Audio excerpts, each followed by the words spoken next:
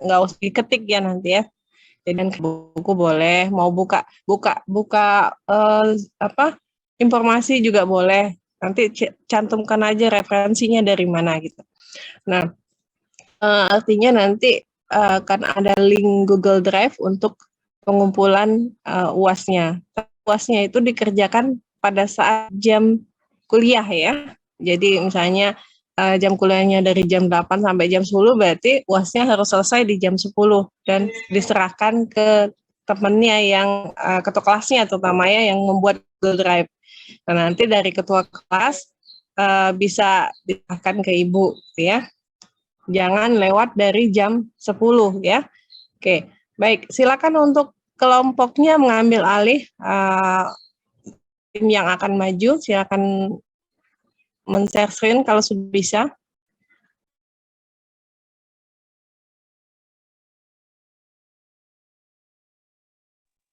Sebelumnya saya izin off cam Bu karena masih dalam perjalanan. Karena saya sebagai moderator untuk presentasi kelompok 6.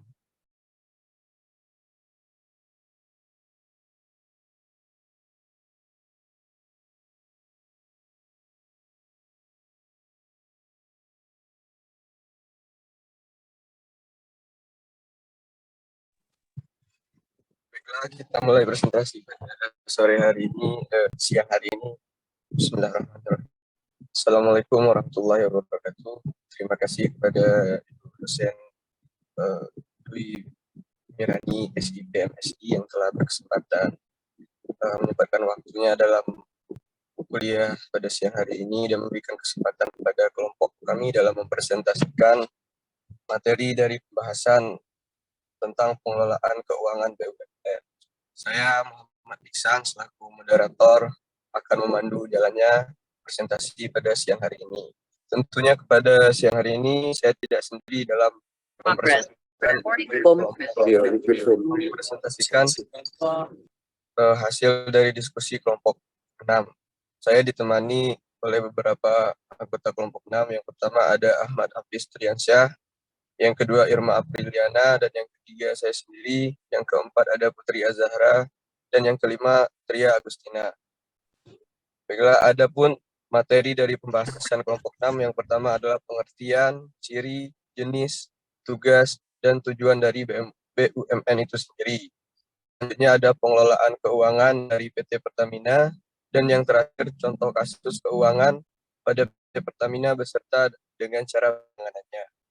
Baiklah, tanpa memperlama untuk mempersingkat waktu, langsung saja presentasi yang pertama akan disampaikan oleh Saudara Hafiz. Kepada Saudara Hafiz, saya persilakan. Baik, terima kasih kepada moderator.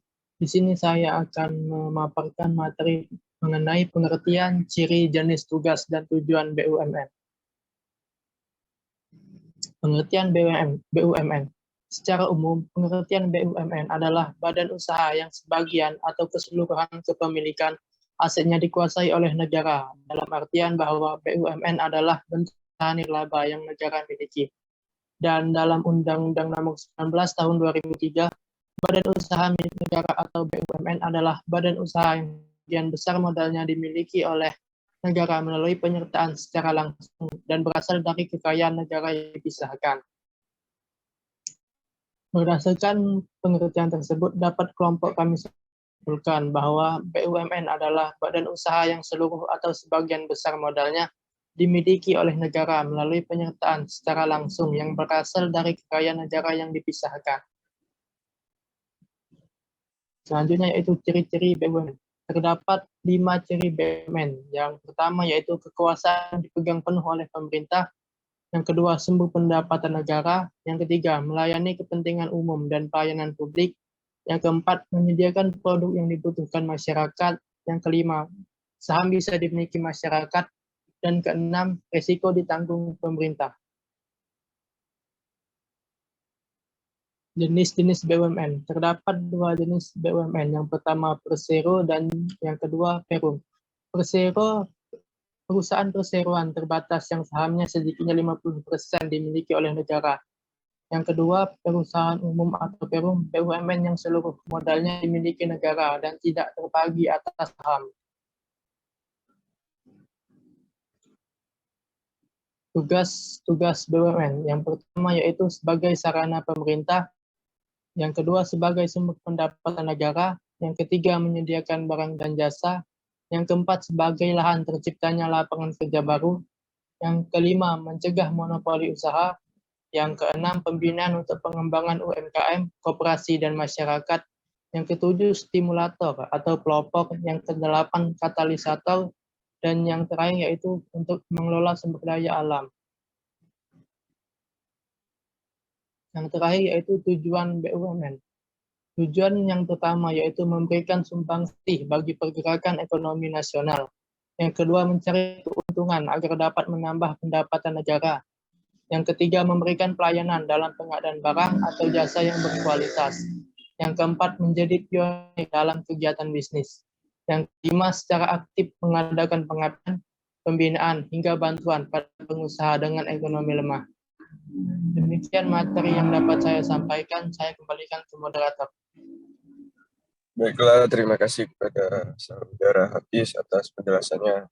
Selanjutnya akan dilanjutkan oleh Saudari Putri. Kepada Saudari Putri, saya persilakan. Baik, terima kasih kepada moderator. Saya akan memaparkan tentang pengelolaan keuangan PT Pertamina. Next slide. Profil singkat PT Pertamina. Pertamina merupakan perusahaan BUMN yang bergerak di bidang energi dan penyumbang dividen terbesar di Indonesia. Pertamina merupakan perusahaan milik negara yang bergerak pada bidang energi, meliputi minyak, gas, serta energi baru dan terbarukan. Berdiri pada tahun 1957. Visinya menjadi perusahaan energi nasional kelas dunia dan misinya menjalankan usaha minyak, gas, serta energi baru dan terbarukan secara terintegrasi berdasarkan prinsip-prinsip komersial yang kuat. Next slide. Tugas dan fungsi PT Pertamina. Tugas pokok PT Pertamina yaitu melaksanakan pengusahaan minyak dan gas bumi dengan memperoleh hasil yang sebesar-besarnya bagi kemakmuran rakyat dan negara. Kemudian menyediakan dan melayani kebutuhan bahan bakar minyak dan gas bumi untuk dalam negeri. Fungsi PT Pertamina yaitu yang pertama, perumusan kebijakan pelaksanaan. Yang kedua, pengelolaan milik negara yang menjadi tanggung jawabnya. Yang ketiga, pelaksanaan yang meliputi eksplorasi, eksploitasi, dan penjualan. Dan yang keempat, pengawasan terhadap pelaksanaan kebijaksanaan. Next slide.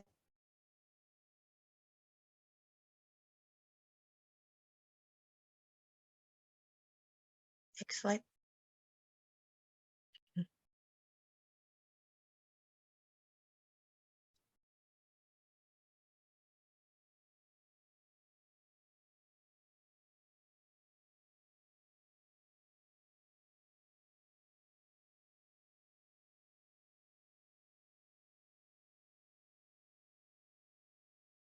Next slide. Struktur organisasi PT Pertamina. Berikut merupakan struktur organisasi PT Pertamina. Pengelolaan keuangan PT Pertamina yang pertama yaitu kebijakan umum. Keuangan perusahaan harus dikelola secara profesional, terbuka, dan berdasarkan prinsip konservatif dan kehati-hatian. Kemudian yang kedua, prosedur kebijakan serta peraturan yang berhubungan dengan pengelolaan keuangan disusun dan dievaluasi secara periodik. Yang ketiga, perusahaan menciptakan sistem pengendalian internal yang baik untuk terciptanya pengelolaan keuangan yang optimal. Yang keempat, pengelolaan keuangan yang dimaksudkan untuk memaksimalkan nilai perusahaan melalui pelaksanaan program kerja yang dilandasi prinsip sadar biaya atau cost consciousness. Yang kelima, perusahaan melakukan analisa atas segala kemungkinan risiko dan melakukan tindakan-tindakan yang diperlukan untuk mengantisipasi risiko yang ada. Next slide. Yang kedua yaitu perencanaan. Perencanaan keuangan baik jangka pendek maupun jangka panjang yang dilakukan secara terintegrasi yaitu mempertimbangkan kepentingan seluruh unit kerja. Kemudian penyusunan anggaran yang dilakukan berdasarkan program kerja dan melalui koordinasi unit kerja untuk mensinergikan usulan anggaran setiap unit kerja dengan menganut prinsip bottom up dan top down. Kemudian direksi menetapkan target pendapatan dan biaya yang realistis yang akan dicapai perusahaan untuk penyusunan anggaran di unit-unit operasi perusahaan. Anggaran perusahaannya terdiri atas yang pertama anggaran pendapatan, yang kedua anggaran biaya yang terdiri dari anggaran beban operasi, anggaran investasi dan anggaran pembelian minyak mentah, gas, dan produk. Dan yang ketiga anggaran kas.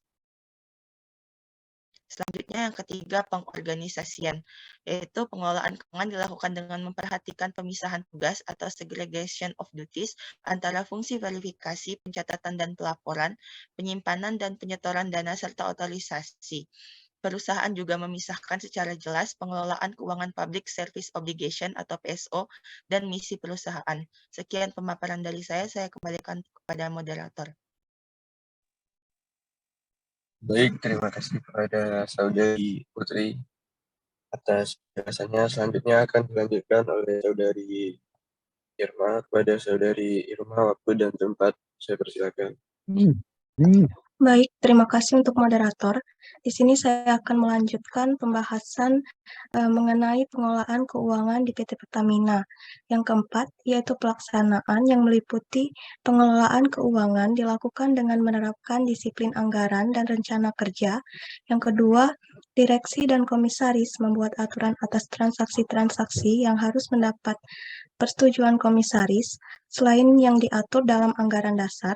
Yang ketiga, yaitu direksi mentaati setiap transaksi keputusan yang harus mendapat persetujuan komisaris.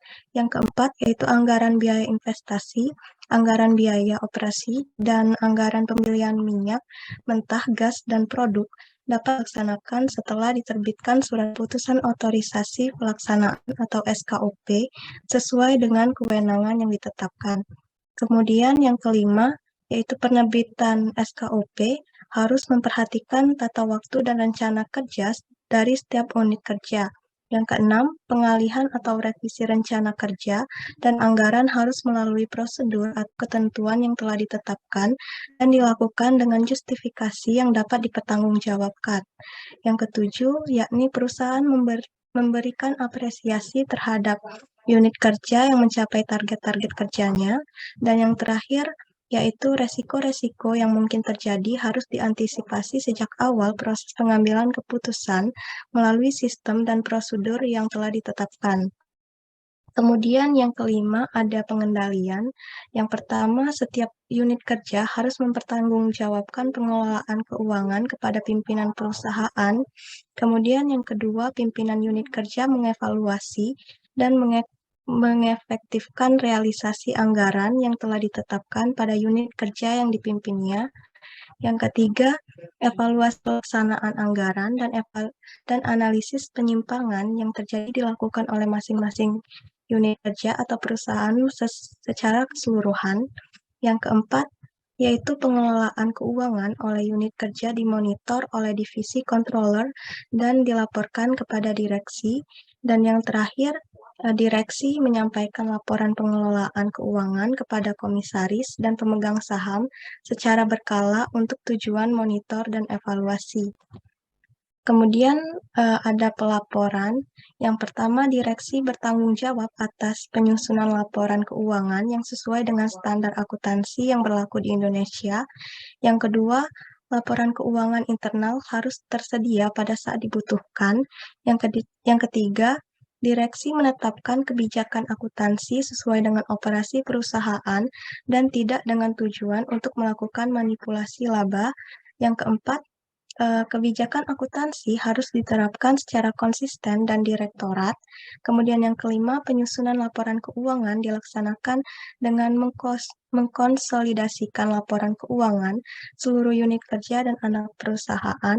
Kemudian yang terakhir, setiap unit kerja dan anak perusahaan wajib mengirimkan laporan keuangan ke Direktorat Keuangan untuk proses konsolidasi. Kemudian di sini ada aspek pengendalian keuangan PT Pertamina. Yang pertama yaitu perencanaan dan penganggaran keuangan, di mana PT Pertamina ini akan melakukan perencanaan keuangan jangka panjang dan juga jangka pendek untuk memastikan kelangsungan bisnisnya. Kemudian dalam penganggaran keuangannya, PT Pertamina ini memperhitungkan berbagai faktor termasuk biaya operasional, investasi, dan sumber pendapatannya. Kemudian yang kedua ada akuntansi dan pelaporan keuangan, di mana PT Pertamina ini akan mengikuti standar akuntansi internasional untuk memastikan laporan keuangannya akurat dan transparan. Kemudian laporan keuangan PT Pertamina terdiri dari laporan laba rugi, neraca, dan juga arus kas. Yang ketiga, manajemen risiko keuangan. PT Pertamina mengambil tindakan untuk mengurangi risiko keuangan seperti melakukan hedging atau kontrak berjangka pada harga minyak mentah dan mata uang asing. Dan yang terakhir yaitu investasi dan pembiayaan, di mana PT Pertamina ini menggunakan pendekatan yang hati-hati dalam mengambil keputusan dengan investasi, yaitu dengan mempertimbangkan risiko dan potensi keuntungan yang dihasilkannya. Kemudian di sini ada sumber-sumber pendapatan keuangan dari PT Pertamina, yaitu ada eksplorasi minyak dan gas, kemudian ada eksploitasi minyak dan gas yang kegiatan di sektor listrik, yang keempat berasal dari kegiatan penghilangan yang menghasilkan bahan bakar, kemudian yang kelima dari penyediaan bahan baku biofuel, yang keenam dari kegiatan transportasi, yang ketujuh dari kegiatan penyimpanan, yang kedelapan dari kegiatan komersial, dan dari kegiatan pengembangan. Kemudian adapun distribusi dari pengeluaran Pertamina, yaitu yang pertama pendapatan, di mana pendapatan Pertamina ini berasal dari berbagai sumber seperti penjualan bahan bakar minyak, gas, produk kimia, dan produk lainnya. Kemudian yang kedua biaya operasional, meliputi biaya produksi, transportasi, distribusi, pemasaran, dan pengembangan infrastruktur. Yang ketiga dari investasi, yaitu melakukan investasi dalam berbagai proyek, baik itu di dalam maupun di luar negeri. Yang keempat yaitu dividen, di mana PT Pertamina membayar dividen kepada pemegang saham yang meliputi pemerintah Indonesia dan publik. Mungkin itu saja yang dapat saya sampaikan. Saya kembalikan ke moderator. Baik, terima kasih kepada Saudari Irma atas penjelasan dari materinya. Selanjutnya akan dilanjutkan oleh Saudari Tria. Kepada Saudari Tria, waktu dan tempatnya saya persilakan. Moderator, di sini saya akan melanjutkan presentasi mengenai contoh kasus keuangan PT Pertamina beserta penanganannya. Next.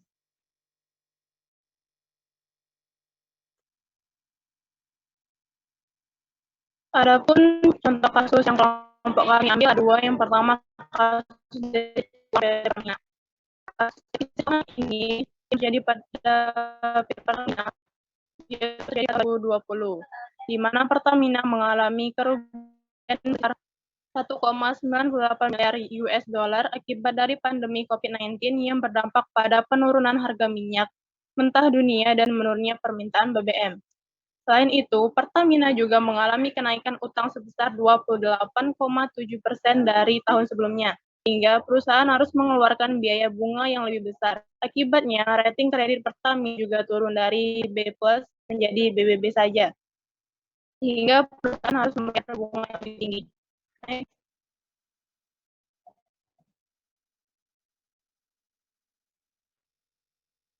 Next.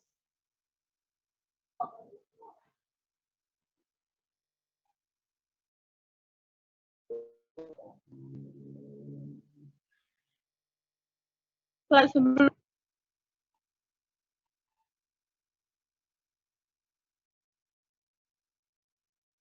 solusi untuk mengatasi kasus defisit atau kenaikan utang PT Pertamina ini yaitu yang pertama,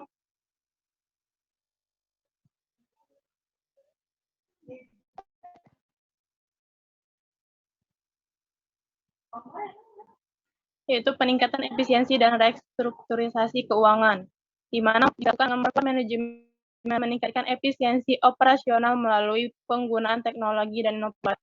Yang kedua, diversifikasi bisnis. Dapat dilakukan dengan investasi di sektor energi baru dan terbarukan yang memiliki potensi besar untuk berkembang. Kemudian yang ketiga, meningkatkan kinerja keuangan, di mana dapat dilakukan dengan memperbaiki produktivitas dan efisiensi mengoptimalkan portofolio bisnis, serta melakukan diversifikasi produk dan pasar. Kemudian keempat, melakukan kerjasama strategis. Dapat dilakukan dengan kerjasama strategis dengan pihak lain, seperti perusahaan energi lainnya atau pemerintah. Kemudian yang terakhir dengan meningkatkan transparansi. Dapat dilakukan dengan meningkatkan transparansi dan akuntabilitas dalam pengelolaan keuangan. Next. Kasus kedua yaitu kasus korupsi mantan Direktur Utama atau Dirut PT Pertamina. Kasus korupsi ini menjerat mantan Direktur Utama atau Dirut PT Pertamina, yaitu Karen Galalia Agustiawan yang divonis 8 tahun penjara pada Senin 10 Juni 2019 oleh Hakim Pengadilan Tipikor Jakarta Pusat. Dalam perkara ini, Karen didakwa memperkaya dirinya dan perusahaan ROC Ltd Australia sehingga merugikan negara sebesar 568 miliar. Kasus ini terjadi pada tahun 2009 ketika Pertamina melakukan akuisisi investasi non-rutin berupa pembelian sebagian aset atau interest participating atau IP milik ROC Oil Company Ltd di Blok Basker Manta Gumi atau BMG Australia berdasarkan perjanjian pada 27 Mei 2009 lalu. Keputusan investasi Blok BMG di Australia ini mengeksplorasinya berujung gagal menjadi sesuatu yang harus bertanggungjawabkan Karen sebagai Direktur Pertamina Hulu Energi pada masa itu. Next. Adapun solusi untuk mengatasi kasus korupsi Direktur Utama PT Pertamina ini yaitu ada 3 syarat. Yang pertama, Pertamina harus meningkatkan transparansi, akuntabilitas, dan kepercayaan publik dalam mengelola. Pertamina harus memastikan bisnis dan manajemen yang berdasarkan dari Kemudian kami terus memberikan sanksi tegas dan melakukan reforma organisasi serta manajemen jika dapat kasus korupsi atau pelanggaran etika perusahaan. Baik, sekian dari saya kembalikan pada moderator.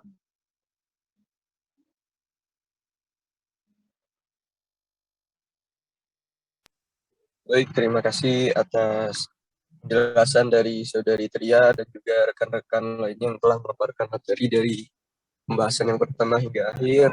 Baiklah, di sini saya akan membacakan dari kesimpulan yang